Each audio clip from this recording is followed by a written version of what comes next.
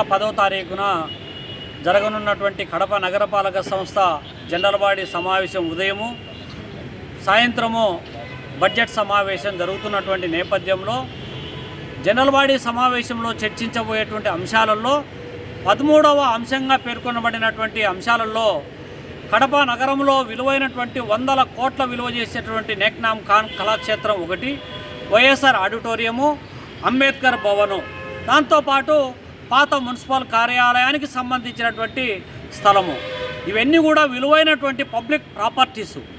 వీటిని ఇవాళ పీపీపీ మోడల్లో ప్రైవేటు వ్యక్తుల కట్టబెట్టి తద్వారా అమ్మకానికి పెట్టాలనేటువంటి ఆలోచన కడప నగరపాలక సంస్థ మేయరు స్వహస్తాలతో ఆమోదంతో బయటకు వచ్చినటువంటి అజెండా అంశాలు. దీన్ని మేము భారత కమ్యూనిస్ట్ పార్టీ తీవ్రంగా ఖండిస్తూ ఉన్నాం, వ్యతిరేకిస్తూ ఉన్నాం. ఇదివరకే ఒకసారి గత పాలకవర్గంలో కూడా పాత మున్సిపల్ కార్యాలయ స్థలాన్ని మౌంట్ మౌర్య అనేటువంటి ఒక కార్పొరేట్ దిగ్గజానికి కట్టబెట్టాలనేటువంటి ఆలోచన చేస్తే ఆ రోజు కూడా వామపక్ష లౌకిక ప్రజాస్వామ్య శక్తులని కూడా వ్యతిరేకించే పోరాటం చేసే ఆ రోజు పాలకవర్గం వెనక్కి తగ్గి భవిష్యత్తులో కూడా దీన్ని ప్రైవేటు పరం చేయమని చెప్పి ప్రైవేటు వ్యక్తులకు ఇవ్వమని చెప్పి చెప్పడం జరిగింది. కానీ ఇవాళ పీపీపీ మోడల్లో కడప నగరపాలక సంస్థలో ఉన్న ప్రాపర్టీస్ను ఇవ్వాలని ప్రయత్నం చేస్తారు. ఒకవైపేమో రాష్ట్రంలో మాజీ ముఖ్యమంత్రి వైఎస్ జగన్మోహన్ రెడ్డి గారు పీపీపీ మోడల్కు వ్యతిరేకంగా, మెడికల్ కాలేజీల ప్రైవేటీకరణకు వ్యతిరేకంగా గల్లీ నుంచి ఢిల్లీ వరకు పెద్ద ఎత్తున పోరాటం చేస్తూ ఉన్నారు. కానీ ఆ పార్టీకి సంబంధించినటువంటి పాలకవర్గం ఇవాళ కడప నగరపాలక సంస్థలో పాలనలో ఉంది. మరి ఆ పాలనలో ఏలుబడిలో ఉన్నటువంటి పాలకవర్గము మరి వాళ్ళ స్వహస్తాలతో ఇవాళ ఈ పీపీపీ మోడల్ అమలు చేయడం అంటే పైన చెప్పేది ఒకటి, కింద జరిగేది ఇంకొకటి. పోనీ ఒకవేళ ఏమన్నా మీరేమన్నా అధికార పార్టీ నేతల ఒత్తిళ్లకు తలొగ్గి నగరపాలక సంస్థ కమిషనర్ ఏమైనా ఈ విధమైనటువంటి దుర్మార్గానికి ఆలోచనకు ఒడిగట్టాడంటే మీరు నగరపాలక సంస్థ పాలకవర్గం ఏం చెప్పాలి? వ్రాతపూర్వకంగా మీరు ఫిర్యాదు చేసి అజెండాలో ఈ అంశాన్ని తొలగించాలి అనేటువంటి అంశాన్ని ఎందుకు చెప్పలేకున్నారు? కొంతమంది ఏం చెప్తున్నారు, దీన్ని మీరు రేపొద్దున జనరల్ బాడీలో వ్యతిరేకిస్తాం. ఒకవేళ వ్యతిరేకించేటువంటి క్రమంలో కూడా కొంతమంది ఏదైనా లోపభూయిష్టమైనటువంటి ఒప్పందాలు చేసుకొని వీటిని మంచుకోటి పంచుకుంటే రేపొద్దున విలువైనటువంటి ప్రాపర్టీస్ అంతా ప్రైవేటు వ్యక్తులకు చేతులేకపోతే జరగబోయేదేంటి?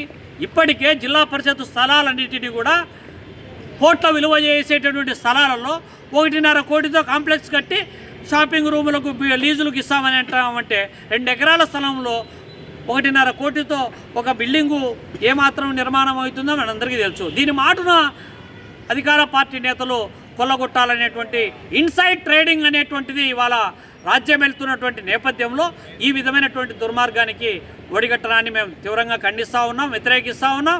పైగా జనరల్ బాడీలో పెట్టినటువంటి అంశాలు ఇంకొక అంశం ఉంది.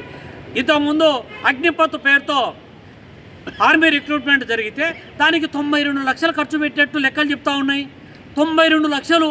కానీ ఇవాళ మున్సిపల్ స్టేడియంలో అగ్నిపత్ నిర్వహించినటువంటి అదే ప్లేస్లో రోజు ఉదయం సాయంత్రం వేల మంది వాకింగ్కి వస్తారు. యూరినల్కు పోవడానికి కూడా బాత్రూములు లేక ఇప్పటికీ అవస్థపడేటువంటి పరిస్థితి అక్కడ నెలకొంటున్నటువంటి నేపథ్యంలో 92 లక్షలు దేనికి ఖర్చు పెట్టారు, ఎక్కడ ఖర్చు పెట్టారు? దానికేమో ప్రభుత్వం నుంచి ఇచ్చేటటువంటి 25 లక్షలు అయితే ఇవాళ జనం నుంచి పన్నుల రూపంలో వసూలు చేసినటువంటి జనరల్ ఫండ్ నుంచి 65 లక్షల రూపాయలు కట్టాలని చెప్పి చెల్లించాలని చెప్పి అజెండాలో పెట్టారంటే ఈ సొమ్మంతా కూడా ఏ విధంగా దోపిడీ చేయబడతా ఉందో అర్థమవుతూ ఉంది. నగరపాలక సంస్థకు సంబంధించినటువంటి అనుమతి లేకుండా నగరపాలక సంస్థకు చెల్లించాల్సినటువంటి డబ్బులు చెల్లించకుండా కమర్షియల్ కాంప్లెక్స్ పేరుతో వేలం వేస్తే ఆ వేలంలో పోటీపడి పాల్గొంటున్నటువంటి పాలక వర్గం నాయకులు ఉంటా ఉన్నారు. అంటే వీళ్లకు నగరపాలక సంస్థ ఆదాయాన్ని ఒక పక్క కొల్లగొడుతూ ఇంకొక వైపు పక్క ఆదాయం పేరుతో ప్రభుత్వ స్థలాలను నగరపాలక సంస్థ స్థలాలను ప్రాపర్టీస్ను హోల్సేల్గా అమ్మి అందులో వచ్చేటువంటి కమిషన్లకు కక్కుర్తుబడి ఈ విధమైనటువంటి దుర్మార్గాలకు ఒడిగట్టడం అనేటువంటి దాన్ని తీవ్రంగా ఖండిస్తూ ఉన్నాం, వ్యతిరేకిస్తూ ఉన్నాం. ఇప్పటికైనా మీ విధానం ఉపసంహరించుకోకపోతే ప్రజాక్షేత్రంలో మిమ్మల్ని దోషులుగా నిలబెడతామని చెప్పి హెచ్చరిస్తూ ఉన్నాం. ఈ నెల 10వ తేదీన కడప నగరపాలక సమావేశం జరుగుతున్న సందర్భంగా అజెండాను తయారు చేశారు. ఈ అజెండాలో చేర్చేటువంటి అంశాల్లో కొన్ని ప్రభుత్వ ఆస్తుల్ని ధ్వంసం చేసి ప్రైవేట్ వ్యక్తులకు కట్టబెట్టే అంశాలు ఉన్నాయి. వాటిని వెనక్కి తీసుకోవాలని సిపిఎం పార్టీగా మేము డిమాండ్ చేస్తూ ఉన్నాం. ఎందుకంటే కడప కళాక్షేత్రము, వైఎస్ఆర్ ఆడిటోరియము, పాత మున్సిపల్ ఆఫీసులో ఉన్న స్థలము, అంబేద్కర్ భవనం, ఈ 4ని గత అనేక సంవత్సరాలుగా ప్రజలకు తక్కువ ధరతో సౌకర్యంగా ఉండేటట్టుగా, అందరికీ అందుబాటులో ఉండేటట్టుగా వీటిని నిర్మాణం చేపట్టారు. వందల కోట్ల రూపాయల విలువ చేసేటువంటి స్థలాల్ని ఈరోజు అజెండాలో పెట్టి అవి ప్రైవేట్ వ్యక్తులకు కట్టబెట్టే ప్రయత్నాన్ని చేయడం చాలా దుర్మార్గమైనటువంటి విషయం. ప్రభుత్వ ఆస్తుల్ని క్రమక్రమంగా ప్రైవేట్ వ్యక్తులకు కట్టబెట్టే ధోరణిలో భాగంగానే కూటమి ప్రభుత్వం, ఇక్కడున్న ఎమ్మెల్యే విచిత్రమైనటువంటి పరిస్థితి ఇక్కడ అమలు చేస్తున్నారు. ఇక్కడేమో మేయరేమో వైసీపీకి సంబంధించినటువంటి పార్టీకి చెందినటువంటి వ్యక్తి, అధికారమేమో తెలుగుదేశం పార్టీ ఉంది. కడప నగరంలో ఉన్న ఈ విచిత్ర పరిస్థితి, వైసీపీ టీడీపీ కలిసి ప్రభుత్వ ఆస్తులన్నింటినీ ప్రైవేట్ వ్యక్తులకు కట్టబెట్టి ఆ రకంగా ప్రైవేట్ వ్యక్తుల ఆస్తులను పెంచడానికి ప్రయత్నం చేస్తున్నారు. ఇది ప్రజా ప్రయోజనానికి భిన్నమైనటువంటి అంశం. మేము నగర ప్రజానికానికి విజ్ఞప్తి చేస్తున్నాం. వరుసగా వందల కోట్ల రూపాయలు విలువ చేసే ఆస్తులతో పాటు ప్రజల సంక్షేమం కోసం తక్కువ ధరకు ప్రజలకు వినియోగంలోకి తీసుకురావడానికి, సాంస్కృతిక కార్యక్రమాలు నిర్వహించడానికి వీలుగా ఉపయోగపడేటువంటి ఈ ప్రధానమైనటువంటి ప్రాంతాలని ప్రైవేట్ వ్యక్తులకు కట్టబెట్టే ధోరణిని విరమించుకోవాలని చెప్పి మేము డిమాండ్ చేస్తున్నాం. ఎందుకంటే అనేక సంవత్సరాలుగా కడప ప్రస్తుత బిల్డింగ్ కార్పొరేషన్ ఆఫీసు ఇప్పుడున్నటువంటి పెరుగుతున్న జనాభాకు అనుగుణంగా అది సరిపడే స్థితిలో లేదని చెప్పి చెప్తున్నారు అధికారులు కానీ ప్రభుత్వం కానీ.